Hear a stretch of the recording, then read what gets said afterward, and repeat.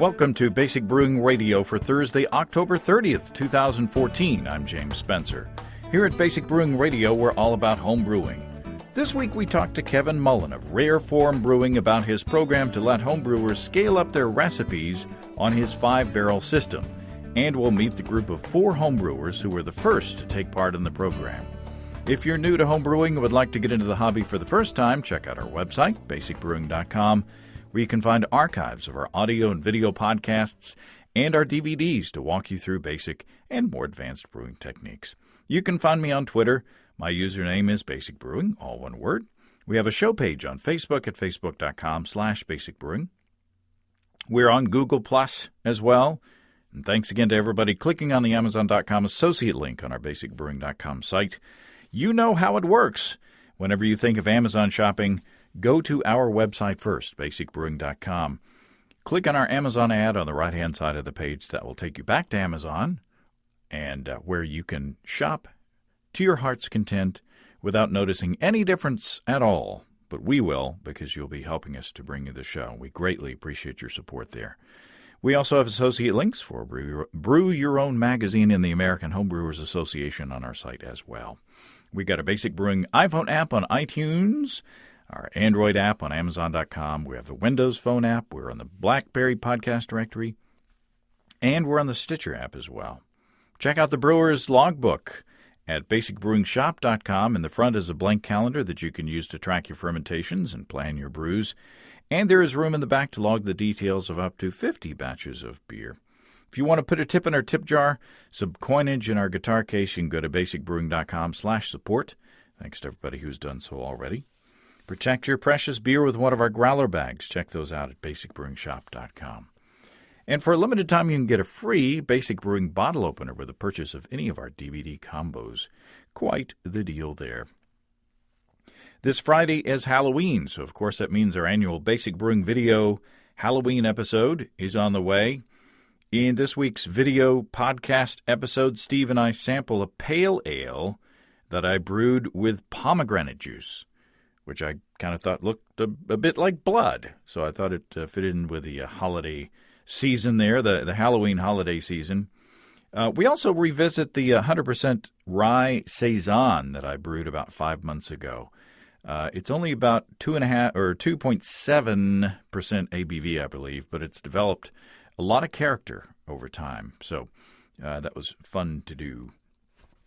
Let's take a quick look into the mailbag. If you'll remember, back when I was talking to Denny Kahn and Drew Beecham about their experimental homebrewing book, we talked about the old practice of putting meat into the fermenter or meat into fermenting beer.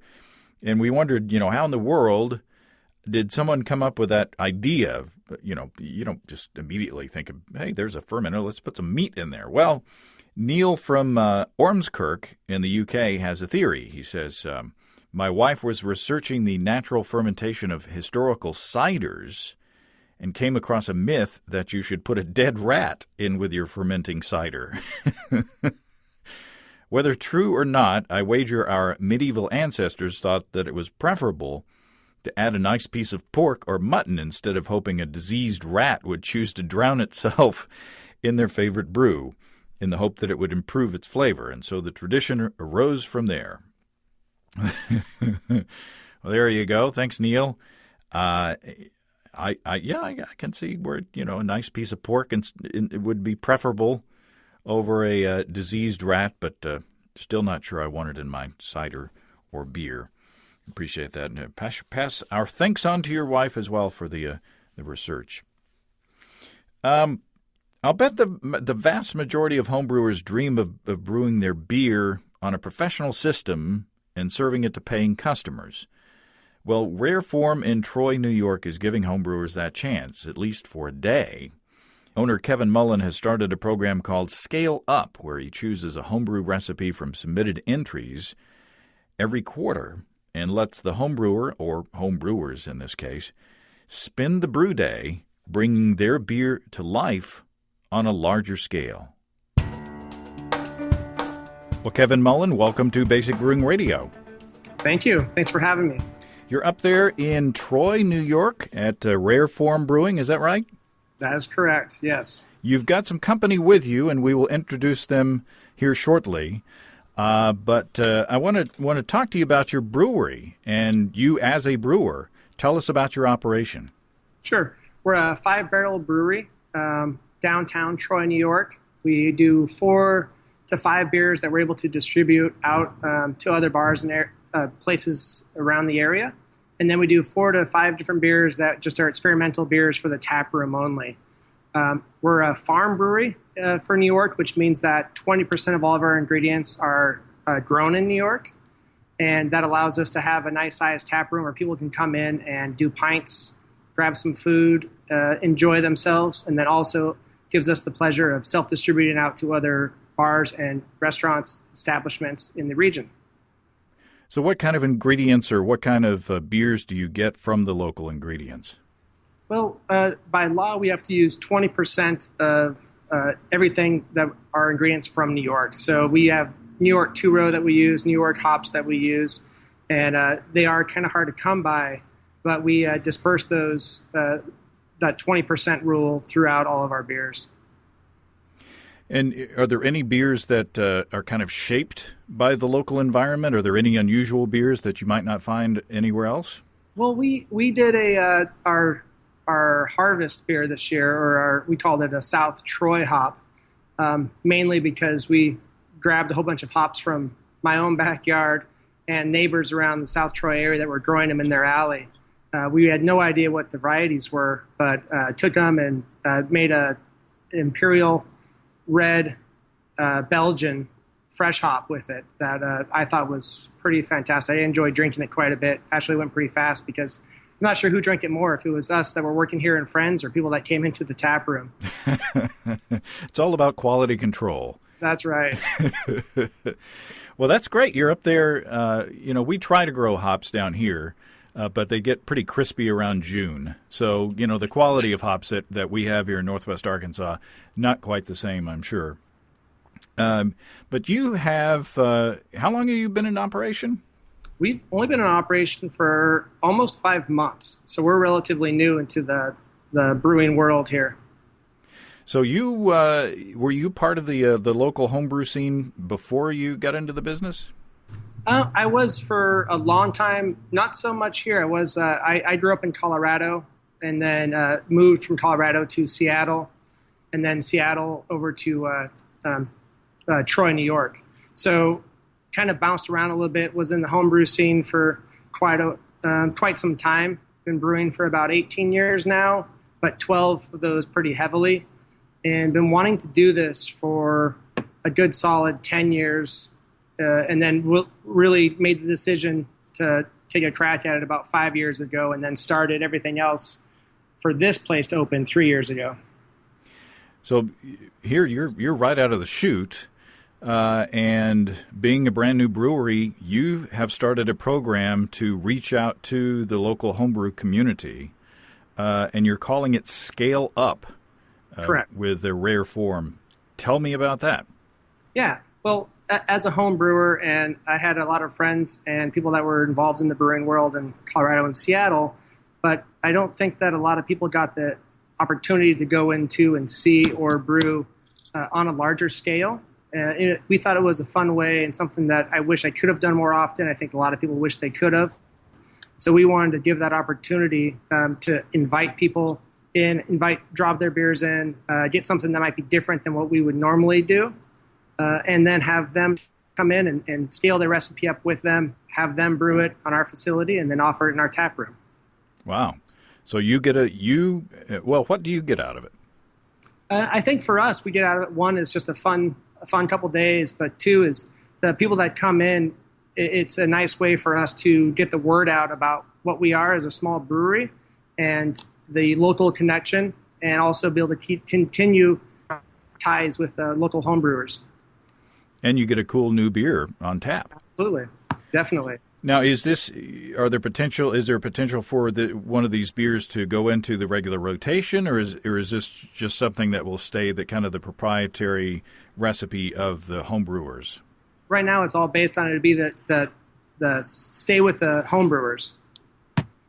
So this, theoretically, I guess, they could take this recipe if they go to and open a brewery of their own. This could be their recipe. Yes, absolutely. What kind of recipes, what's the submission process? We do a 3-month submission process so that we open it up for quarterly. We first thought we might do it on a monthly basis, but just production, there was no way of doing that. And at our size of 5 barrels, it just wasn't able. So we open it up for 3 months. People bring in, we ask, is at least 22 ounces of beer, and then we can taste it. We have a panel of myself, our assistant brewer, Jamie, my wife, some other people that we trust and have good palates. And we sit down and we taste them and decide on which one we think would be the best fit and the best beer out of what was submitted. So what are the criteria that you're looking for in these submissions? Overall, just a great beer. That's it. We don't look for anything else. We're not trying to fit anything in with what we have on tap or what we're going to have on tap or what's in line. We just want something that's a well-quality, designed, planned-out beer. And I imagine there might be some logistics in there. If somebody brings you something that is technically not fit with your brew house, you could True. You could think about that. Yeah, absolutely. There are some things that if it was, if it was something that with pediococcus, we wouldn't be dealing with it. We want you to sour all of the rest of your beers. Yep. So, this first time, you tell us about the recipe that you chose for the first go round. Sure. So out of all the submissions, there was one submission which was an English strong ale, almost on the verge of an English or English old ale / English strong ale, and it had a really nice kind of leather taste to it. It was cleanly done, and we thought that it would be a nice mix for what we liked out of it, but also just kind of a different style from what we would normally do, and it stood out amongst the other beers.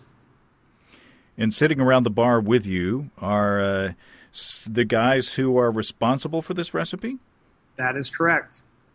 Would you, or I guess, why don't we have the guys introduce themselves so that we can hear what your voices sound like? So let's start in the order that we introduced ourselves in before we started recording. Dimas Rodriguez. Hi, my name's Lyle. Dominic Schubeck. And Chris Lavoie. And are you guys members of the same club? So to speak. I mean, we're neighbors. So by default, it's a club. Members of our own club. You're associated by geography. Yes. Yes. So when you guys get together, I mean, whose house do you brew at? This is Lyle, so we brew in my garage most of the time. And my last name is Stoner, so we refer to it as Stoner's Pub. And have a heater set up and a system where we can do up to 10 gallons. And we've been going for about 3 years now, and a few different recipes out there that we've enjoyed over the years and kind of tweaked to our liking. So give us some more details about this English strong ale. How did it evolve, and what kind of ingredients are we talking about? Well, there's a beer up this way called Lake Placid Ubu, and it was originally something that we enjoyed. So I guess that was probably our initial thought, our initial direction. What we came up with wasn't exactly that, which is good, I guess. But it was really around that, kind of a little higher on the alcohol side, and a good amount of hops in it. And what do you guys think? Well, it's a little leathery. As Kevin explained. It's kind of a unique flavor, I suppose. So we've got some, what's the malt there? Some Maris Otter. Maris Otter, yeah. Base malt. Base malt with Maris Otter, and then a little bit of black barley and chocolate. So we get a little bit of malt flavor out of it and some color out of it, and then hop it with the boil flavor and aroma. Yeah, and some Crystal 60 as well. Did you go with the traditional English yeast? Yeah, we went to London Ale Yeast. So I imagine you guys were excited at the possibility of playing with a bigger set of gear. Yeah, you can't imagine. I mean, going from 10 gallons to 85. that's a pretty big deal for us. Yes. Really couldn't have been more excited about today. Yeah. I couldn't sleep last night. Well, if you have enough beers around the bar this afternoon, maybe you can get some sleep this afternoon after you get done. Were there any surprises going into the brew day? We're talking to you after you're already done. It's 2:30 in the afternoon there, and you're already done. So it must have gone well.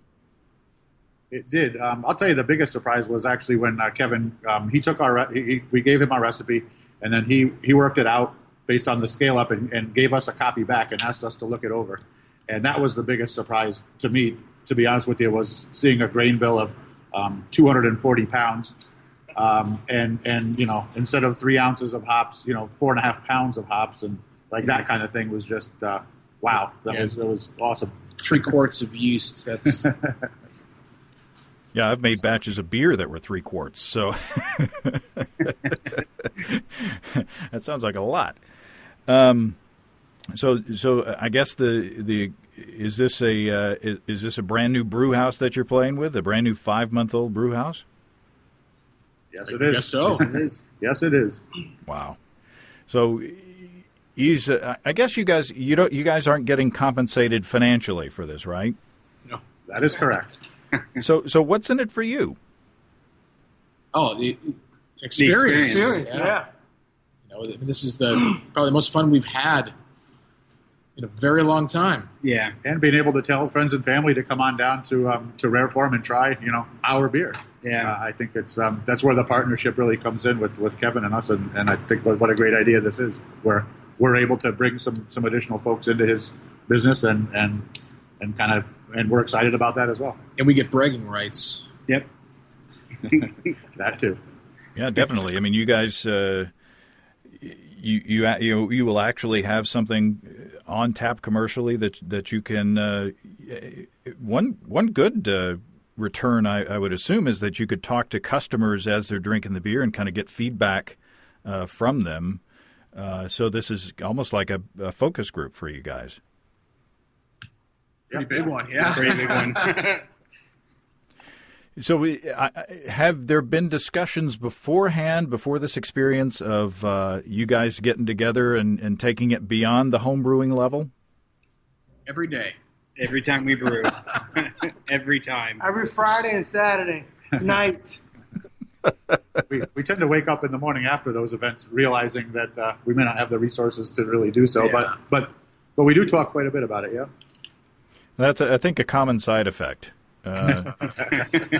If there were, the other thing that this experience today's done is really kind of, help to understand what the process would be like should we, look to do something like this, and really kind of see what the equipment's like and the process is like, and learn a little bit about the finances associated with it, and whether that's a motivator or really puts us in our place as homebrewers from now on. I don't know, but that's an important part of what today's brought us as well. Yeah, so what's the verdict? I mean, after you're probably still letting all this soak in, but after you've spent the day with a larger system in a professional environment, does it seem more or less achievable for you guys? Well, we got to count up the change bucket first and see how much, how many quarters we've been saving. Yeah, Kevin hasn't told us how much this endeavor Cost him. cost us so far, so we don't know if we have those kind of resources. Outside of the finances, though, I think it looks like the life. It's Oh, very yeah. exciting. We're all kind of saying, "Geez, if we could just come into this every day instead of work, and have this be our, have this be work, that would be awesome." I've just submitted an application. Can I use you as a reference? There you go. Now, Kevin, you were on the other side of the fence not too long ago. They're looking at this like it's a lot of fun, and I'm sure it was. So has the new worn off the penny yet? Have you started looking at brewing as work yet? No. every day I was never much of a morning person prior, but now I have no problem waking up, making coffee, breakfast, and heading to the brewery early in the morning. And I find myself, even though we've had multiple weeks of 17, 16-hour days, it's still, to me, I'm still doing exactly what I wanted to be doing. So it's pretty refreshing knowing that. I bet. And not everybody's workplace smells like yours does. No, that's true. So what's the next step? I'm assuming the beer is in the fermenter and it's pitched, and the yeast are, as we speak, having their way with the wort. Yep, we're actually getting ready to pitch here soon. So we're just right now it's at pitching temperature. So we're just getting ready to pitch it, and then we'll let it take off, do the fun deed that it does, and then once it's ready to go, we'll have these guys come back. We'll get it over into our bright tank, or at least one of them or something, so they can see the process of getting it over to our bright tank and getting ready to go for the kegging, and then we'll from there put it in, get it running on taps. So as a potential employer of assistant brewers, how did these guys do today? They did good. They did a good job. It was fun to see them how they reacted to everything and get the feel. They took off right away with the cleaning, which is the main part of brewing, 90% of the job, and they did a good job. It was fun. Yeah, I always say if you like washing dishes, you'll love homebrewing. So you guys, did all the experience that you've had at home with your system, did it translate directly into the bigger system? I mean, Really? were there any surprises? Was there any part of the process that was unfamiliar to you? No, it really was amazingly transitionable. Obviously, the equipment's bigger, and they've got pumps and some stuff like that. But it was stuff that we had thought about and contemplated that we just don't necessarily have and use day to day. So I don't know. Any surprises, guys? Not really. I mean, it's surprisingly easy here with the pumps and the ability to transfer from mash tun to boil kettle. For us, it's a little more difficult. We're using gravity. What's that? So we have to set up ladders and things like that. To get our flow from our mash to our kettle. So do you have a wish list of new equipment for your homebrew setup after this day? It's growing. It's called one of those kettles, one of those mash tuns, and one of those fermenters. But on a more practical level, is there a March pump in your future? I think so. I think so. Yeah. I'm all for a pump, for sure. It was a lot easier using the equipment here the one we have in the garage. All the equipment here is attached to everything. It's already ready to go. You put the mash in and just let everything take over. And rather than at home, getting from one bucket to another bucket to a higher ladder to use gravity. So it's a lot easier using this equipment. Less muscle. Yeah. Less muscle. And floor drains are a wonderful thing too. Oh, yeah. Oh, yeah. Absolutely. Well, it sounds like you guys had a lot of fun, and I will be interested to read the reviews on Rate Beer or Untapped or whatever the social media platform is out there. And you guys can. I hope that everything turns out well, and it's something that you guys can be proud of. Thank you. We do as Yeah. well. Thank you. Thank you. All right. Well, what's not, Kevin? Do you have? Are you soliciting candidates for next time? We are, yeah. We're actually, with the end of this, we're opening up submissions for our next go-around with it. And so submissions are going to be open now until the last day of 2014, and we'll be brewing sometime in January for the next one. Would you entertain submissions from outside the region? Yeah, absolutely. Anyone, as long as they're willing to come up for the brew day, we're happy to. I'm not saying that I would enter, but it's it does sound like a lot of fun. Well, guys, I appreciate your spending time, and I will let you get back to research on other existing beers that are on tap there at the bar. Yes. Thank you very much. Sounds We're good. looking forward to it. Thanks, guys. Hey, Thanks. Can we do it in Spanish now? Sure. Hola, me llamo James.